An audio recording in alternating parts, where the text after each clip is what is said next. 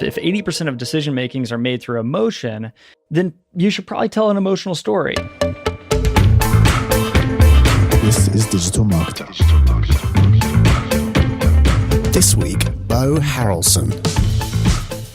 Hello and welcome to the Digital Marketer Podcast. My name is Garrett. And I'm Jenna. And today we're talking to the one, the only, Beau Haralson. Beau Haralson. So Beau has a 10-year history helping businesses from startups to Fortune 500 companies make big waves in their industries through innovative approaches to marketing. He has a ton of experience in this world. He went on to co-found Climb Marketing, which was a digital marketing agency that not only doubled for 4 years straight, That's amazing. It went on to become the fastest growing agency in Colorado. Not only that, in 2017, his agency Climb was acquired by Human Design, and it brought his team in-house to better serve their clients, including big names like Netflix, Nike, the Discovery Channel, and UN. So collectively, the team was recognized by Digital Marketer this past year as Agency of the Year. And I think we got a really good interview for you guys coming up.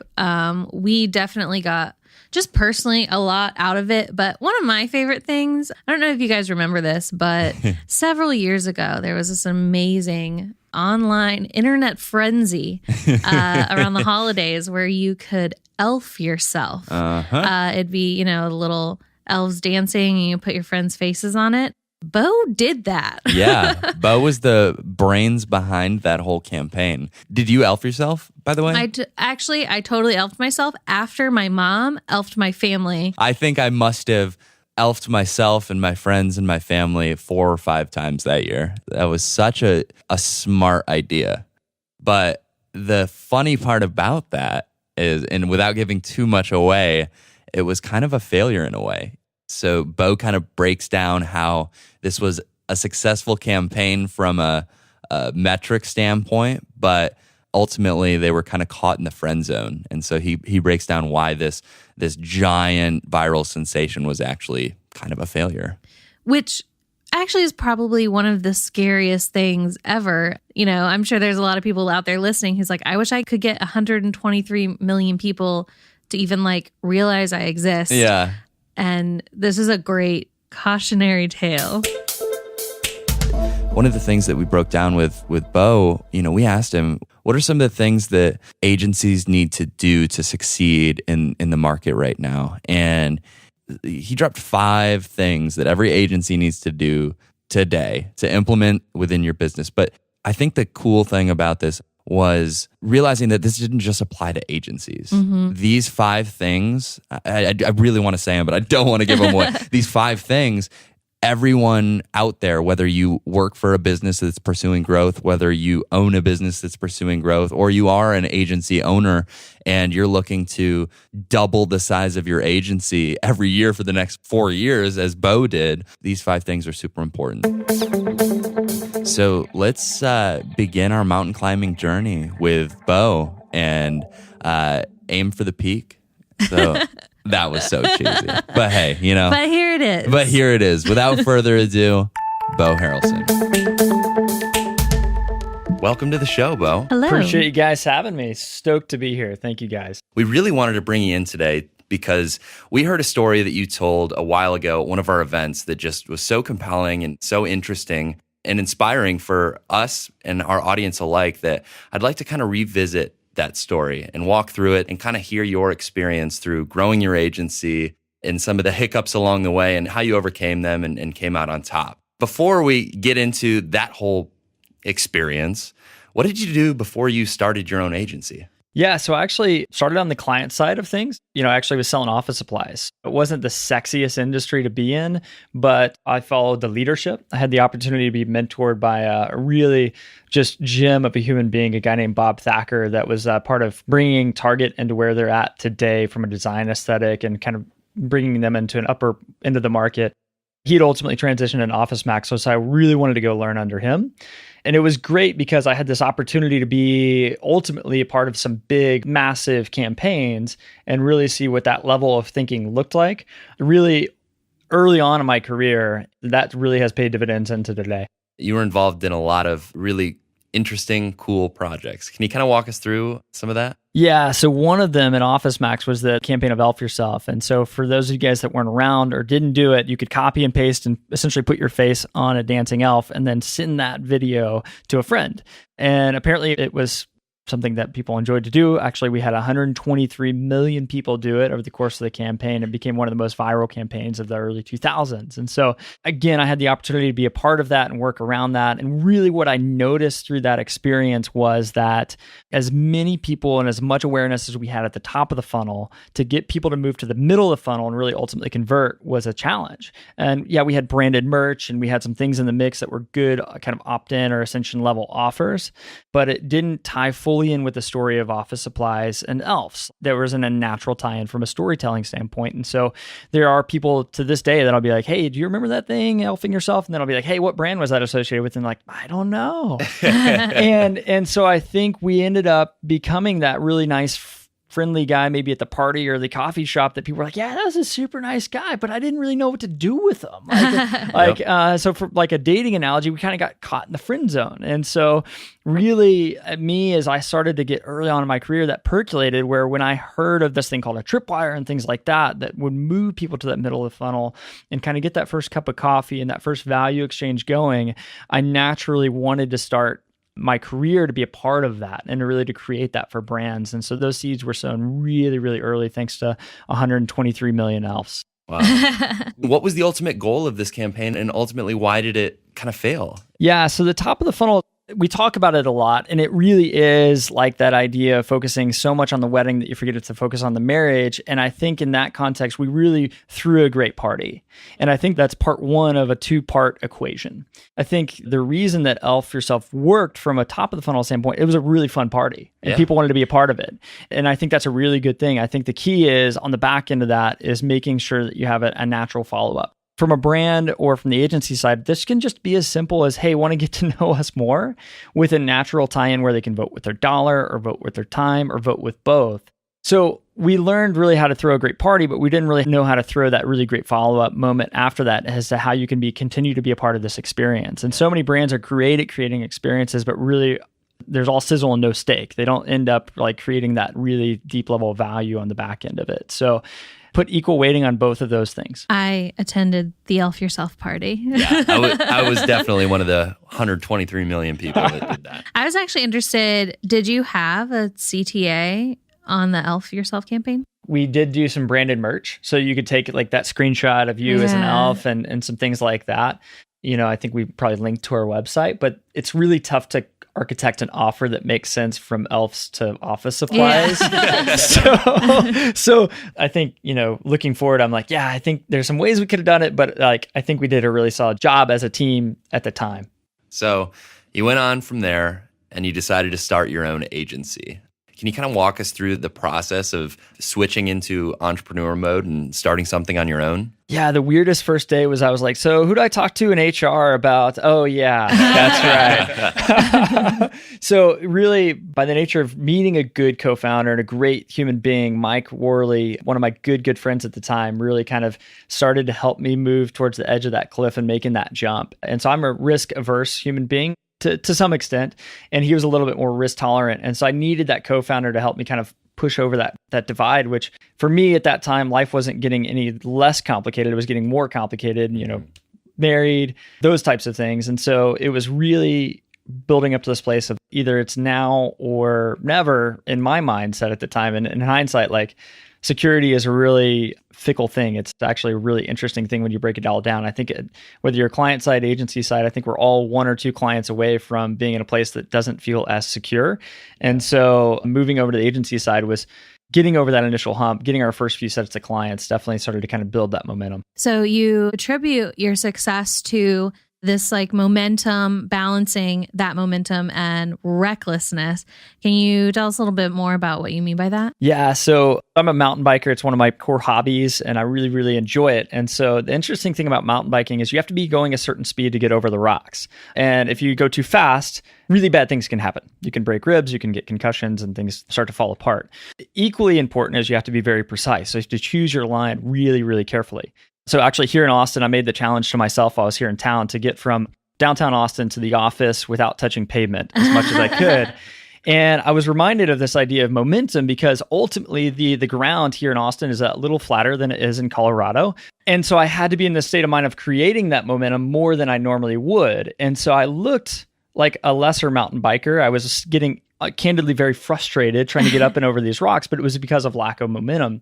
And so in business, that idea of precision plus velocity is really, really a magical one. And so if you can hold that as an agency owner and really learn to focus in on the right things and be precise in the right moments, but trust your gut at the moments that really you've built in that muscle memory, then do that and look where you're going, and ultimately good things can and will happen. So, Beau, you hit your first $1 million in revenue and it seemed great, right? But something happened. What happened after that? Yeah, it's interesting. Well, the two things is, we had the privilege of growing pretty quickly early on. And I looked at my business partner at the time, Mike, and I was like, hey, that was the scrappiest $1 million of top line revenue I ever want to make. It was tough. It was, it was long weeks and long days. So I was pushing some hours and I was gearing up for inbound. I was getting ready to get on a plane to go out to Boston to really just fill my tank. I mean, this stuff requires you to actually, as an agency owner, to fill your tank pretty consistently and get out and get the freshest information like we do here at Digital Marketer.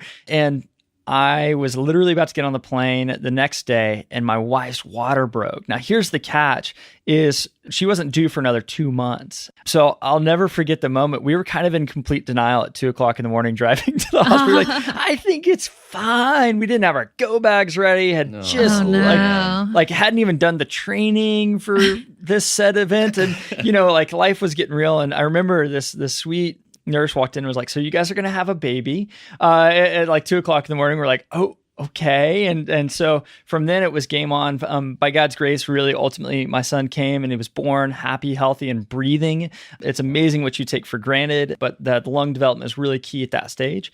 And as a proud dad, he was top of his class for a 32-weeker. He was over 4 pounds, and they were like, yeah, he's in the 90th percentile. And immediately I was like, yeah, that's my boy. But emotionally, this was a lot for me to go through. As you can imagine, I immediately am trying to figure out, okay, I'm a business owner. This is the ultimate if Beau gets hit by a bus moment. How is this whole thing going to work? And much less, I had my to-do list leading up to like his due date, which I had not accomplished at this point in time.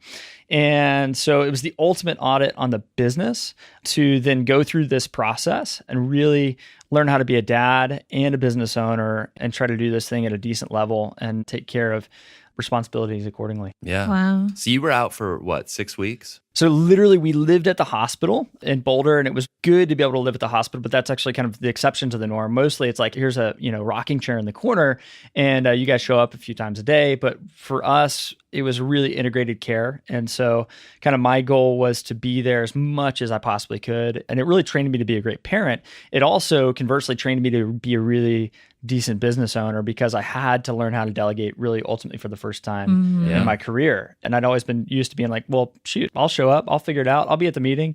And now I couldn't make those promises. Yeah. So what happened when you kind of returned back to work and, you're back in your element for the first time in a while? I remember I read the customer value optimization post from Digital Marketer. It was a little bit fuzzy, to be totally honest. I wasn't getting a ton of sleep, but I started to really push into this idea of operationalizing the business and being able to be working on the business more than in it as best I could.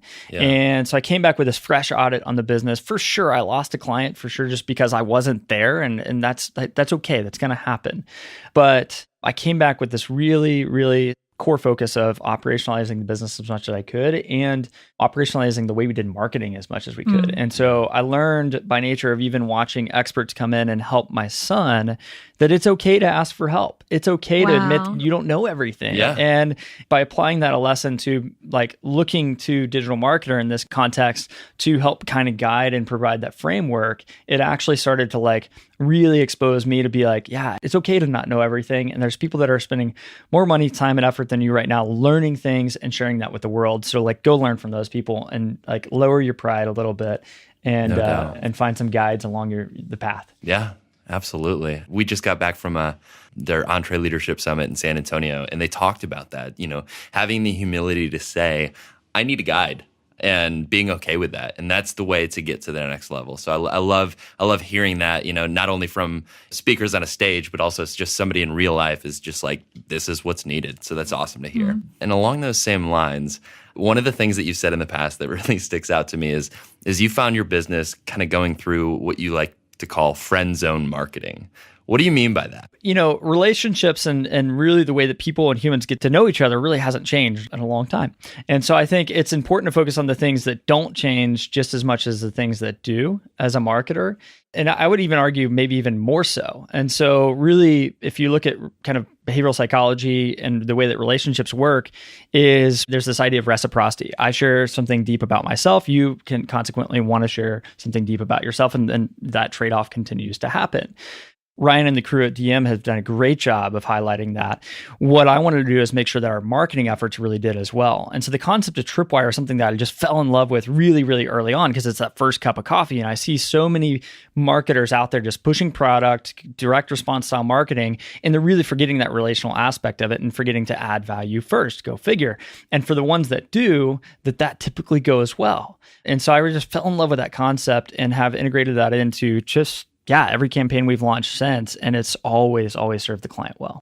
That's great. So one of the things that you had been doing in your agency was you had like kind of an assortment of services, like tiered services. And when you came back, you changed after, going through the CVO and kind of reconstructing some of that. You created what you call an ascension path, and you call it Everest. Yeah, it was the Everest Ascension process. So this was something that was kind of hatched from the idea of productizing services, which is talked a lot about in the agency space. We had done these kind of like more line item level, like we're going to blog 4 times a month for you versus 8 times. And all of that felt really dry and really set us up to be the order taker and really not the guide in someone's journey. And so we sat down and architected it out and threw it on a whiteboard. And we're like, you know what? Ultimately, we need to have a cross-section of what we're good at, a cross-section of what's going to deliver results for the client. And we need to offer that on a sliding scale.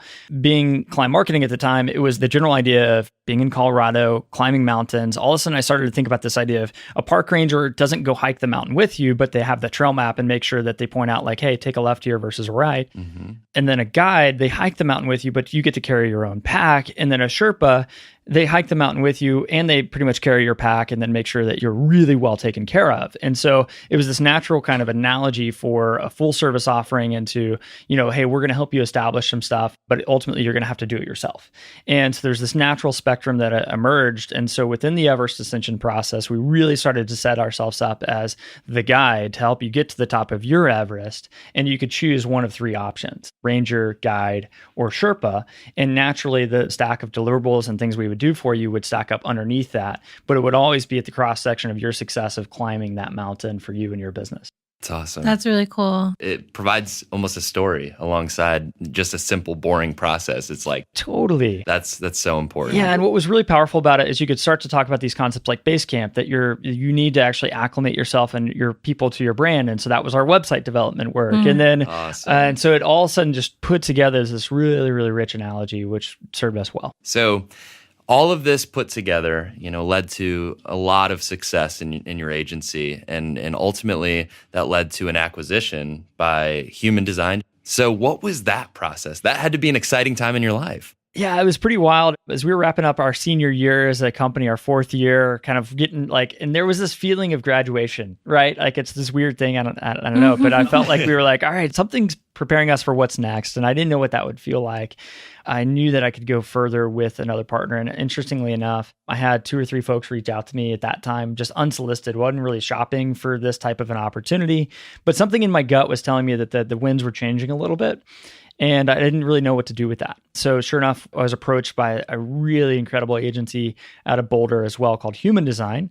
And they really always have understood the art side of marketing at a way deeper level than I have. And I'm more of like a blend between an artist and scientist. And I know how to work with good scientists that can build out these frameworks, build out funnels.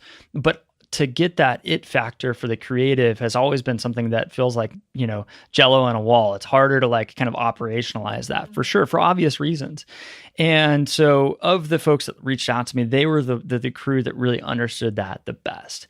And I'm of the mindset that I think that for those that are creative agencies at heart, that understand the science, that's going to be the agency of the future. And so I saw the architecture of these two entities coming together and really creating the agency of the future. And that's really is proving to be true. It's been an amazing ride since. Yeah. And you've worked with some pretty amazing brands through that. Yeah, so we have the privilege to work with Nike, Tim Ferriss, the United Nations, some really heart-driven entities as well. And I think that's the fun part about the smaller or like kind of this mid-market agency space is from an ownership standpoint is to get to say yes to the folks that you want to and no to the ones that we don't. So we want our work to be characterized by people that are ultimately building and moving the human race and care about humans. And sometimes that's, yes, footwear. And sometimes that's other people that are doing really deep nonprofit work. But that's really what we want the work of our hands to be characterized by as an agency, is by people that are just good humans. Yeah. And that are out to impact humans.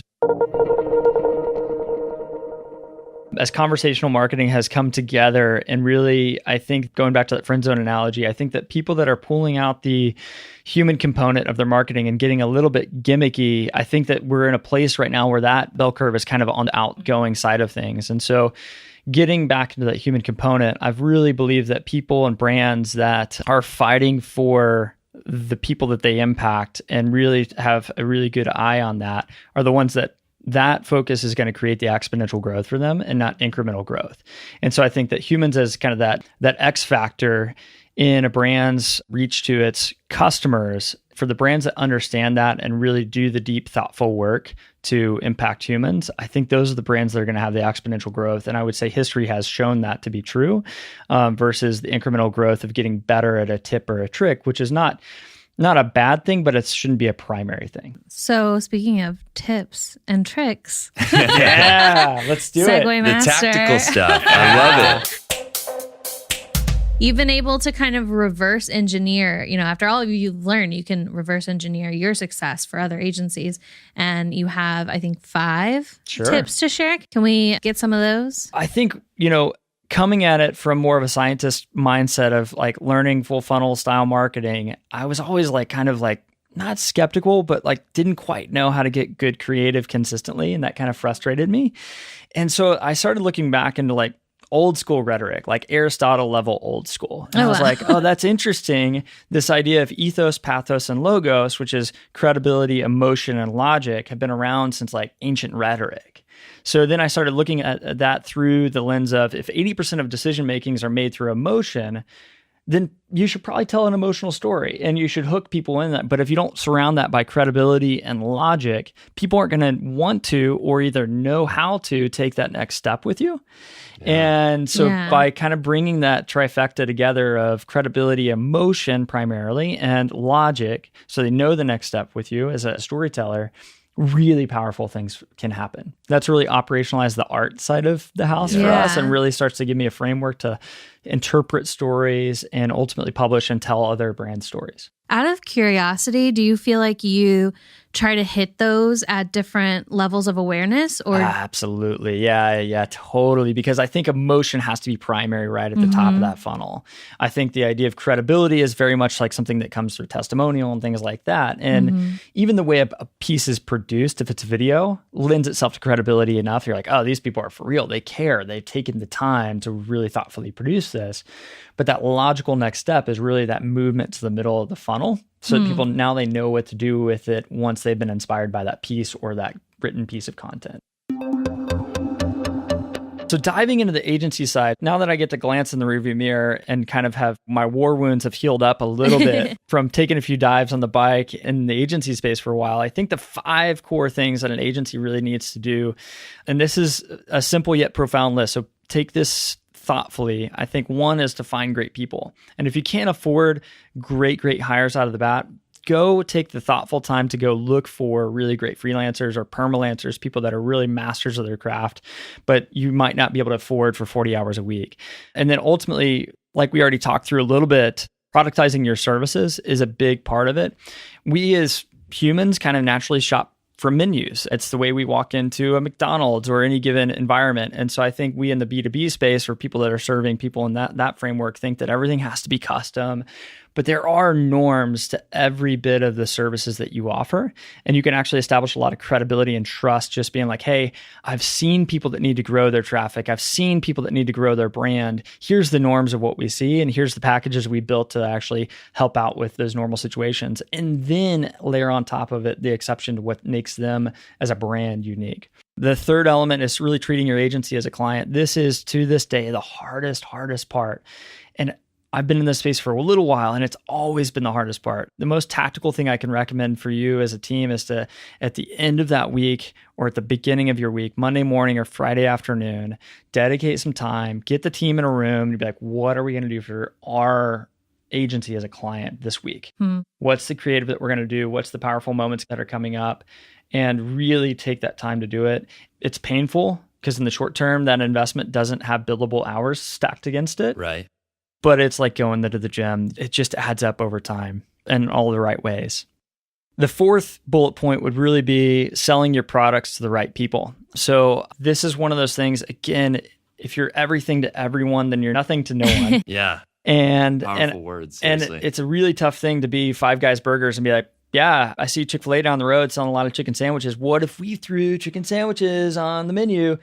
Nope. They make a really good burger. Chick-fil-A makes a really good sandwich. Like, just be okay to coexist. And I think as agency owners, if you don't have that abundance mindset of being like, yeah, I'll be the first to admit what I'm not good at and refer that out, or just make sure that person, that human, is really well served, takes a certain amount of humility and a certain amount of self-reflection, really know what you as an agency are good at. Just own that and don't own anything else. It's okay. And then the final one is just take care of your people. The agency space has this long known kind of burning the candle at both ends type of vibe because you can always find another person to serve.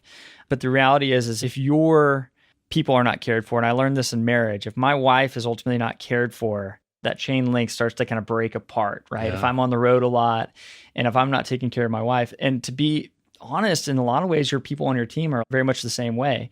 Your client is best served when your people are best served. I'll put it that way. Just from a tactical standpoint, we'll take walking meetings with my team members because something magical happens when you get out of the office, don't have to be in a formal setting, and you just take a quick walk with a team member and you're like, how's it going? And I've had some of my most rich, good, healthy dialogues about what's going on in the agency through just taking that opportunity to interrupt the pattern and to get people out of that space. I really love that it begins and ends with your people. Appreciate that. Yeah, that's really great. Well, we've got one more question for you that we like to ask everyone who comes in here. What is one thing, now through all of your experiences, everything that you've learned, what is the one thing you wish you could tell your 25-year-old self? I would say stick to your gut. And if your gut is built to just take care of people and have a genuine care for people, that's typically going to serve you really, really well. That has served me really well. It's served our clients well to have them know that we care about them. And ultimately, it translates to the way that they ultimately end up taking care of people as a brand. And a lot of people in the agency space, they already have great customer service. They have great product, but they aren't getting credit for it. And they need someone with an outside perspective to like reignite that firstborn love of why they're doing what they're doing, and then make sure that their audience actually understands that.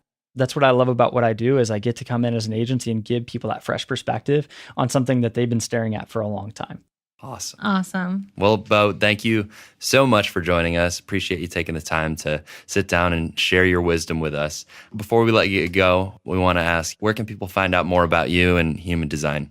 Yeah, absolutely. So just punch us up at humandesign.com. You can also drop me a line at Beau, B-E-A-U, at humandesign.com, or follow me on Instagram. Is probably my primary, is at Beau Haralson. You can see pictures of me hurting myself on my bike and my son and things like that. So awesome. Cool. Yep. Thank you so much, Beau. Appreciate you guys.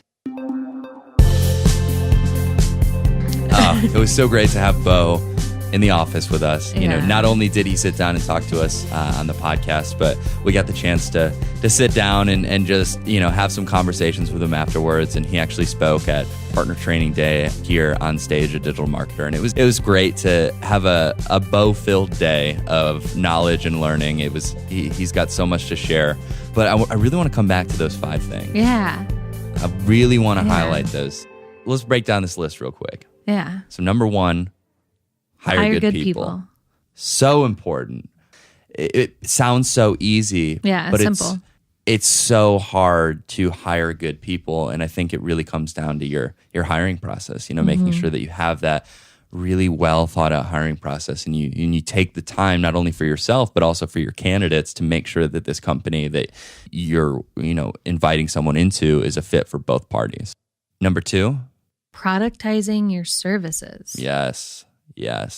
If you can't easily explain what you're selling and wrap them up into a little package, it's not only going to be confusing to you, but it's definitely going to be confusing to your customers. Yeah, it reminds me of looking at the menu at like the Cheesecake Factory.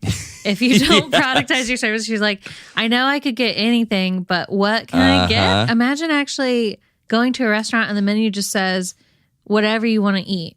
No. Call for consultation. And you have to like talk to them about like, well, I had pizza yesterday, so I'm not feeling pizza, but that's such a good analogy. I'm hungry. That's all I know. I want to make money. What can I do? Yeah. No, productize your services and let people know that there's a method to the madness. Yeah. Number 3, treating your agency or treating your business as a client. This one's so huge. Yeah. Yeah. Well, I feel like it's something that, when we bring on our own partners, a huge thing for them is that we're trying to give them back time so that they can, put time into their own business, marketing their own services. So number 4 is selling your product to the right people. That sounds easy. Yeah. But it ain't. No, this is huge for us. We've got the customer avatar, and we preach this a lot, that you need to identify who you're selling to, and you need to speak to their desired end result. Boom. Absolutely. And the last one, I like this one. Mm-hmm. Probably my favorite on this list. Take care of your people. Yes. Take care of your people. Remember that your company consists of people. It's humans. Everyone has a life outside of these walls. And if you take care of your people within them, then they'll take care of your customers. They'll take care of, themselves, and ultimately, growth will follow. Yeah. So that's beautiful. I love that point.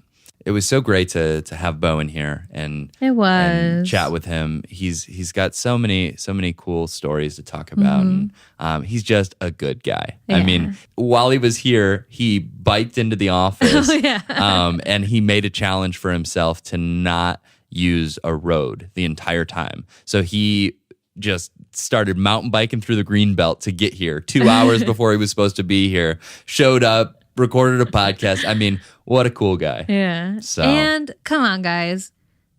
He helped you elf yourself. That's right. Before we sign off today, it's awesome that we can sit here and talk through these tools and talk through these tactics and strategies from these super, super smart people. And one of the things that we really wanted to start doing was giving back in these episodes and providing, an actionable tool that you can go out and use today. So we wanted to let you know that we put together, so this is for all you agency owners or people who work for agencies out there. We've put together the perfect agency proposal template. So if you're an agency, you know that writing proposals is probably your least favorite part of your job. And sometimes it can be hard to figure out, is this proposal effective? So we worked with some people within our DM agency program and crafted the perfect agency proposal so that you can just go in, plug and play. Boom. Yeah, it's all there for you. It's designed really beautifully, and it just makes that process, that tedious process, so much easier. So if you want to download the perfect agency proposal template, just head on over to digitalmarketer.com/proposal, and it'll be in your inbox today. So again, Perfect. That's digitalmarketer.com/proposal. Cool. Yeah. So thanks again, everyone, for joining us today. Yeah, Garrett, thanks for hanging out with me today. Absolutely. Also.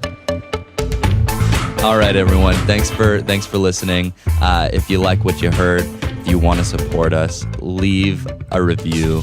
Tell us some feedback. We're always learning and growing. Yeah. So, and we always love to hear from our listeners. So we'll see you next week. Yeah. Bye, guys.